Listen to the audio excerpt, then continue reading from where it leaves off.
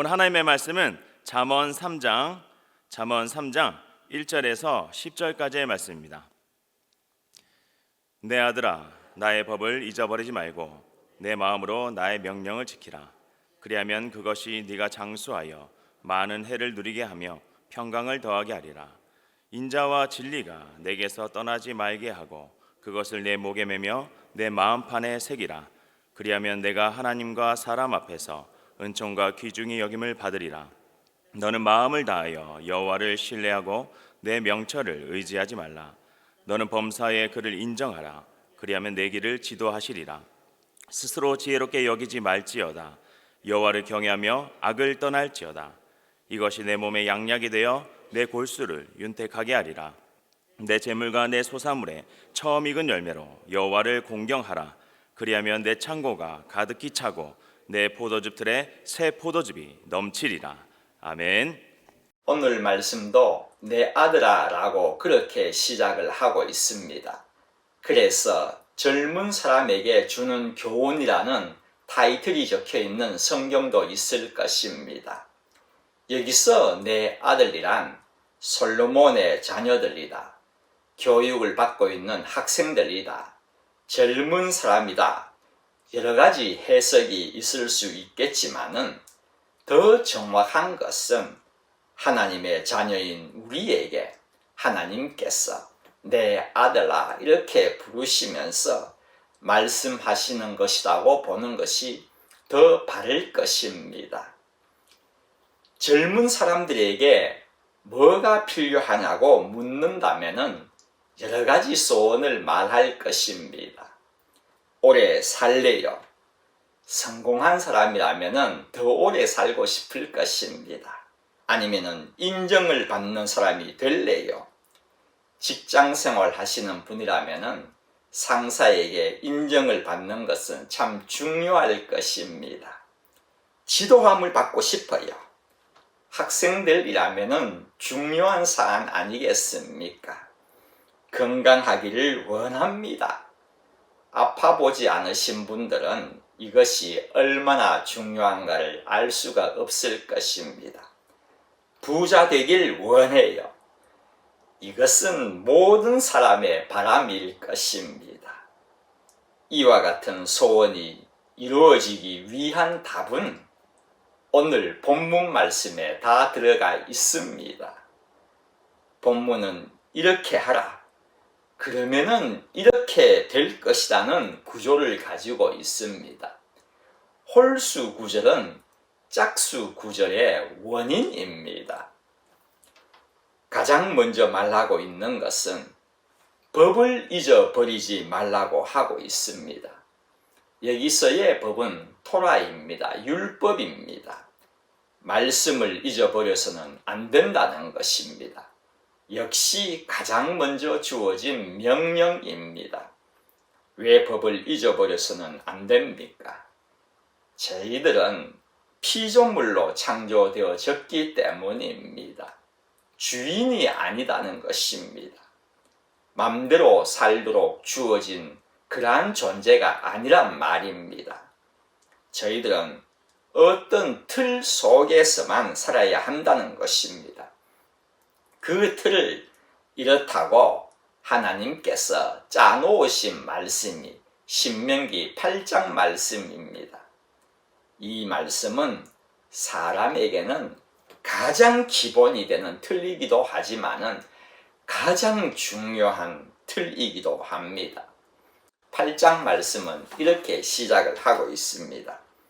내가 오늘 명하는 모든 명령을 너희는 지켜 행하라. 그리하면 너희가 살고 번성하고 여호와께서 너희의 조상들에게 맹세하신 땅에 들어가서 그것을 차지하리라. 저희들이 사느냐 죽느냐는 명령을 지켜 행하느냐 마느냐에 달려있다는 그러한 말씀입니다. 그러면서 11절 말씀에는요, 내가 오늘 내게 명하는 여호와의 명령과 법도와 규례를 지키지 아니하고 내 하나님 여호와를 잊어버리지 않도록 삼갈지어다. 법을 잊어버리는 것은 하나님을 잊어버리는 것이라는 그러한 말씀입니다. 그러면서 8장의 결론을 이렇게 19절에 기록하고 있습니다. 내가 만일 내 하나님 여호와를 잊어버리고 다른 신들을 따라 그들을 섬기며 그들에게 절하면 내가 너희에게 증거하노니 너희가 반드시입니다. 멸망할 것이라. 정리를 하면 이렇습니다. 법을 잊어버리지 말라. 그것은 하나님을 잊어버리지 않는 것이다. 그러면 너희는 멸망당하지 않는다는 것입니다.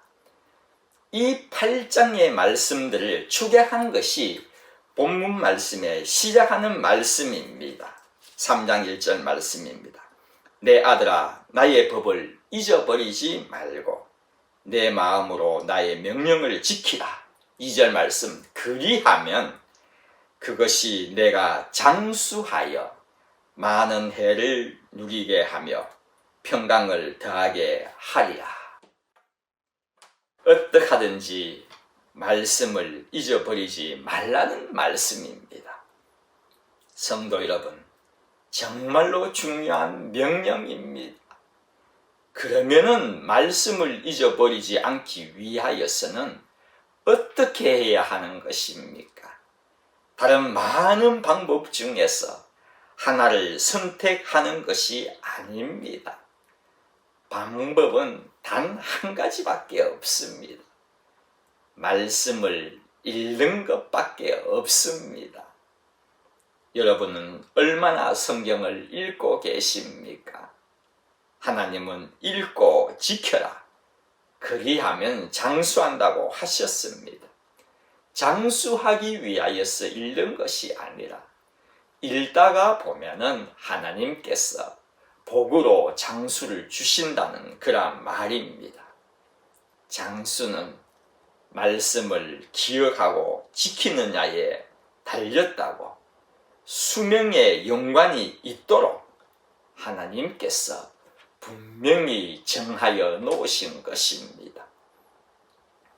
조금 빗나갑니다마는 장수하면은 노아 이전의 시대가 생각이 날 것입니다. 아담 때에는 900년간을 살았지 않습니까? 사람이 900살까지 살았다는 것을 믿는 것은 쉬운 일이 아닐 것입니다. 의학이 지금 그렇게 발달해도 100살을 살면은 장수한다고 여겨지는 이 시대에 사람들이 평균 900살까지 살았다고 하는 주장을 있는 그대로 믿는다는 것은 결코 쉬운 일은 아닐 것입니다. 이해가 됩니다. 그러나 그 주장을 한 곳이 다름 아닌 하나님의 말씀을 담은 성경 말씀입니다. 그 성경을 진리의 말씀으로 믿는 기독교인들에게는 하나님의 말씀을 믿어야 할 절대적 의무가 있는 것입니다. 아멘이십니까? 아멘이십니까? 900년간 산 시대가 존재했다는 것은 조금도 틀림이 없는 사실인 것입니다. 본문에는 장수하고 또 무엇을 주신다고 했습니까? 평강을 주신다고 그렇게 기록되어 있습니다. 요한복음 20장에 보면은 주님이 부활하시고 그날 밤입니다. 주일날 밤이죠. 그날 밤에 제자들에게 찾아가시지 않습니까? 그런데 제자들은 겁에 질려가지고 문을 꽉 잠그고 그렇게 벌벌 떨고 있었습니다. 그 가운데 주님께서 등장을 하시지 않습니까? 나타나시는데 문 열고 들어오신 것이 아니지 않습니까? 문을 주님께서 두드린다고 해가지고 열어줄 제자들이 있겠습니까? 겁에 질려 있는데 누가 문을 열어주겠습니까? 그러니 홀연히 등장하신 것입니다. 그리고서는 하신 첫 말씀이 샬롬이었습니다. 너희에게 평강이 있을지어다. 결코 인사조의 샬롬이 아니었다는 것을 뒤를 보면 더 정확히 알 수가 있습니다. 그러시면서 내 손과 옆구리를 보이시니 제자들이 기뻐하였다고 그렇게 기록하고 있습니다. 손과 옆구리를 보여주시니까 그제서야 주님인지 알고 기뻐했다는 것입니다. 그때 주님께서 또 말씀하십니다. 다른 말씀이 아니었습니다. 너희에게 평강이 있을지어다. 즉석에서 2번이나 말씀하십니다. 그리고 8일 후에 주님께서 또다시 나타나셔도 또 그렇게 말씀하십니다. 너희에게 평강이 있을지어다. 여러분, 평강은 주님이 주시는 것입니다. 그리고 평강은 주님께서 그들에게 주신 것입니다. 비록 배신한 그들이었지만은 제자들에게 주시는 것입니다. 믿는 자란 말입니다. 지금 저희들이란 말입니다. 결코 불신자들에게 주어진 것이 아닙니다. 성도님들께도 주님의 평강이 이 시간에 임하기를 기도드립니다. 가지고 계시는 여러 가지 걱정, 근심, 고민 한순간에 평강으로 변하게 해 주실 것을 믿습니다. 2번째는 인자와 진리가 내게서 떠나지 말게 하고 그것을 내 목에 매며 내 마음판에 새기라고 그렇게 하고 있습니다. 인자는 사랑입니다. 진리는 말씀입니다. 이것으로 몸을 장식하고 단장을 하고 마음판에 새기라는 것입니다. 이 말씀은 사랑은 행하고 말씀은 기억하라는 것입니다. 그리고 5절부터는 하나님을 신뢰하고 내 명철을 의지하지 말고 하나님을 인정하라고 하고 있으며 마지막 9절에는 이렇게 기록을 하고 있습니다. 9절 10절 말씀입니다. 내 재물과 내 소산물의 처음 익은 열매로 여호와를 공경하라. 그리하면 내 창고가 가득히 차고 내 포도즙 틀에 새 포도즙이 넘치리라. 물건을 구입하면 그 안에 매뉴얼, 사용 설명서가 항상 들어 있습니다. 그런데 이 매뉴얼을 처음부터 또박또박 읽는 사람이 있는가 하면은 대충 읽고 조작을 한다거나 조립을 하는 사람들이 있습니다. 여러분들은 어느 쪽에 속한 분들이십니까? 저는 후자입니다. 대충 읽고 하는 사람이죠. 왜 그렇겠습니까? 대충 보는 사람은 어느 정도 알기에 자신이 있기에 감으로 대충 보면서 그렇게 하는 것입니다. 그런데 그러다 보면은 언젠가는 애를 먹을 때가 종종 있습니다. 조립할 때 다 다시 돌아가야 할 때가 있다는 것이죠. 매뉴얼은요, 보라고 그대로 따르라고 주어진 것입니다. 그런데 만약 매뉴얼이 없다면은 대충 보는 사람이나 또박또박 읽는 사람이나 헤매기는 마찬가지입니다.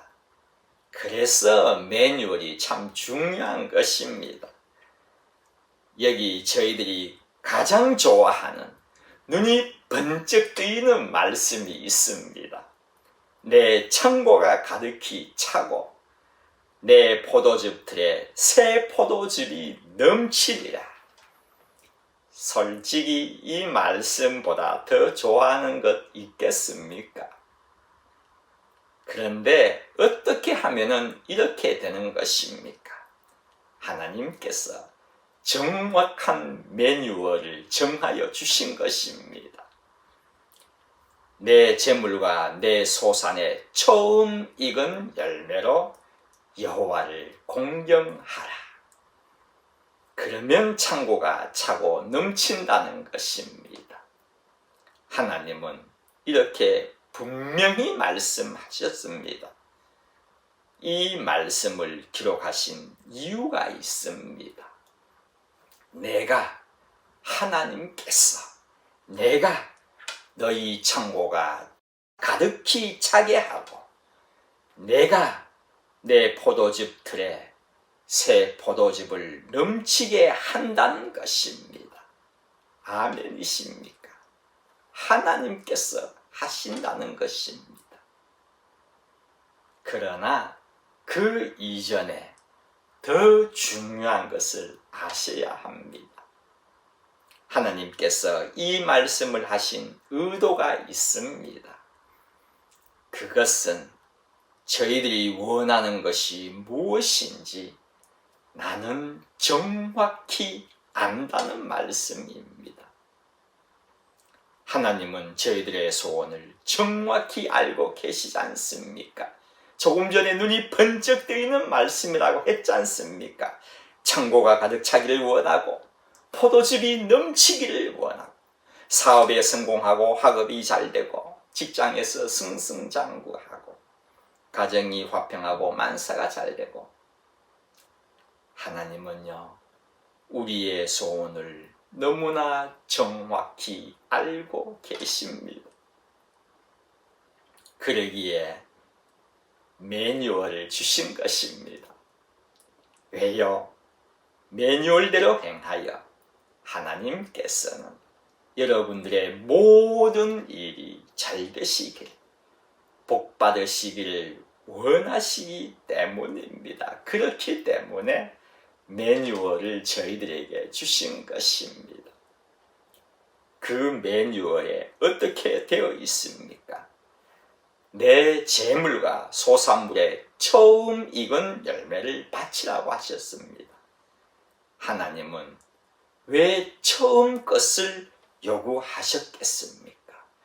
최상의 것을 요구하셔야지요. 농사를 지어본 분에게 제가 들은 이야기입니다만 첫 열매가 제일 크고 맛있는 최상품이라는 법이 없답니다. 오히려 어떤 열매는 좀 진한 것이 더 좋은 상품이 된다고 합니다. 그것을 하나님께서 아시면서도 그래도 처음 익은 열매입니다. 왜 좀 기다리시더라도 가장 좋은 것, 극상품을 원하시지 아니하시고 첫 것을 원하시겠습니까? 하나님은 처음부터 순종을 원하시기 때문입니다. 처음이라는 것은 수확한 지금 즉시란 말입니다. 순종은 즉시라는 것입니다. 내가 따져보고 생각해보고 아마도 내일 것이 더 나을 것 같으니 내일이 아니라 지금 즉시입니다. 여러분 가운데 고민하시는 분 계시죠? 지금 해야 하는지 다음에 해야 하는지 아니면 좀 더 모아서 해야 하는데 아닙니다. 순종은 이 시간부터입니다. 비록 미미하더라도 최상품이 극상품이 아니더라도 됩니다. 좀 부족하더라도 그것으로도 됩니다. 더 모아서 아닙니다. 그땐 또 하면 되시는 것입니다. 처음 것이어야 합니다. 생각해보고 판단해보고 순종하는 것이 아니라 순종은 지금 이 시간부터라는 말입니다. 그럴 때에 창고가 가득히 차고 포도즙 틀에 포도주가 넘쳐나는 축복이 여러분들에게 임할 것입니다.